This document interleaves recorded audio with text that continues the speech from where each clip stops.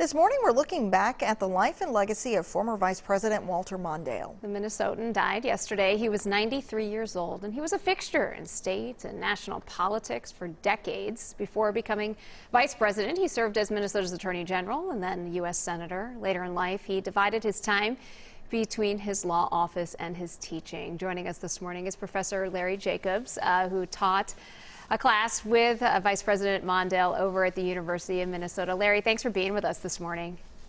Good to be with you. Larry, you and I have talked about this class quite often. We know Mr. Mondale, as you call him, such a kind, such a decent man. Can you share a story about him, one of your favorites? Well, you know, there's so many great stories. I think the main thing that really stands with me today is here was a guy from small town Minnesota, Elmore, and he was always humble. So many stories of this guy stopping and talking to people. We were down in Atlanta getting papers for our class, and it was after a long week. And I went out to get dinner for the two of us. I came back into the lounge, and I was stopped by the person at the desk and said, "No, you can't bring the food in here. We've all heard this." And I said, "Well, it's for," and I was about to say the vice president. Mr. Mondale stood up and said, "We're no different." And he promptly marched me out of there and sat in the gate area. He was soon surrounded by people, of course. He was a very committed person. He loved teaching. He said the students kept him alive over the last 15 years. And he was someone who really made a mark in America. Wherever you look, you can see the handprints of Walter Mondale on the rights for women, for sports, for girls to participate. It's Walter Mondale.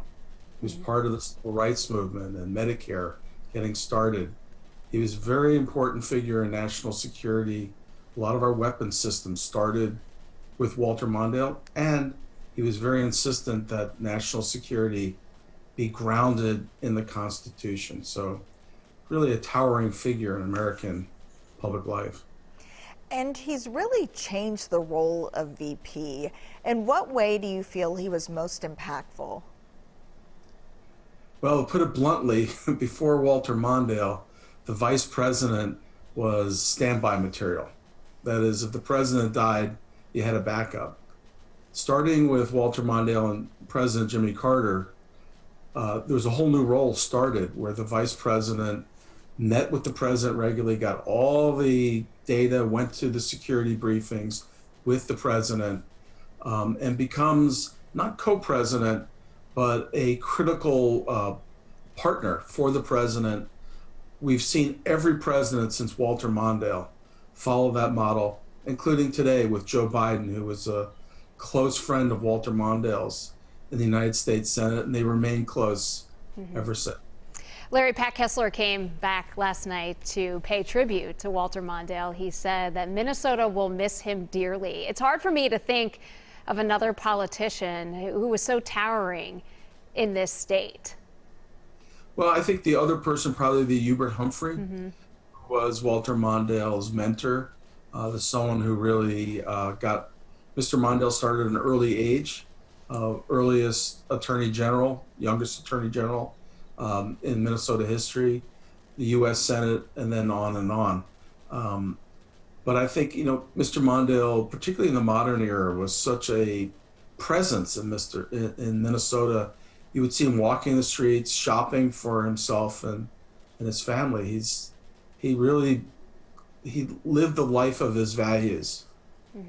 So generous with his time and with his energy and his spirit, especially here in Minnesota. I was lucky enough to have the opportunity to talk with him last summer about a female vice president. Obviously, he was the first who had a female vice president candidate on his ticket there.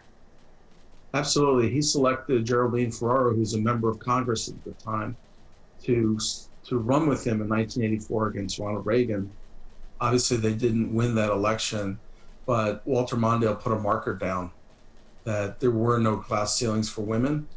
In the last day of Mr. Mondale's life, Kamala Harris, the Vice President of the United States, called him, talked to him, and this is one of the many ways in which Walter Mondale changed America, changed it with a humility and a real sense of responsibility and civility. Mm-hmm. All right, Larry Jacobs at the University of Minnesota, a good friend and teacher with Vice President Mondale. We appreciate your time this morning. Good to be with you. Mm-hmm.